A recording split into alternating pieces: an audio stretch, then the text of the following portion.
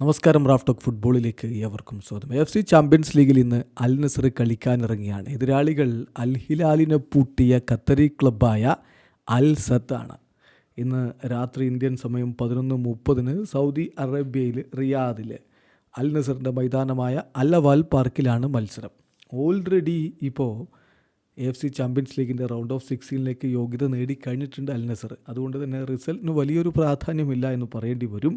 5 കളികളിൽ നിന്ന് 13 പോയിൻറ്റ്, 4 വിജയം, 1 സമനില, അങ്ങനെ 13 പോയിൻറ്റുമായിട്ട് അൽ നസർ FC ചാമ്പ്യൻസ് ലീഗിൻ്റെ ഗ്രൂപ്പ് ബിയിൽ 3-ാം സ്ഥാനത്താണ് നിൽക്കുന്നത്. അപ്പോൾ ഇന്നത്തെ മത്സരത്തിന് അൽ നസറിൻ്റെ നിരയിൽ ആരൊക്കെ ഉണ്ടാകും എന്നുള്ളത് ആരാധകർ ഉറ്റുനോക്കുകയാണ്.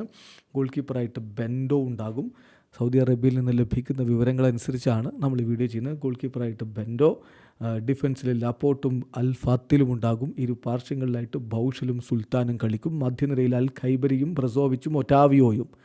മുന്നേറ്റത്തിൽ വെസ്ലി, അതുപോലെ ടാലിസ്ക, സാദിയോ മാനെ. ഇതാണ് ഇപ്പോൾ ലഭ്യമാവുന്ന സൂചനകൾ. അതായത് സൂപ്പർ താരം Cristiano Ronaldo, Stefano Pioli rest കൊടുക്കാൻ വേണ്ടി തീരുമാനിച്ചിരിക്കുന്നു. Cristiano Ronaldo will not participate in the game against Al സദ്.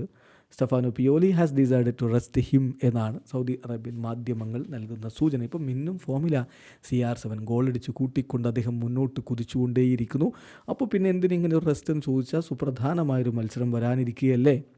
December 6 രാത്രിയിൽ അവർക്ക് കളിക്കാനുള്ളത് അൽ ഇത്തിഹാദിനെതിരെയാണ്. ഡിസംബർ 6 രാത്രി ഇന്ത്യൻ സമയം 10:30 ജിദ്ദയിൽ വെച്ചിട്ട് ആ മത്സരമുള്ളത്.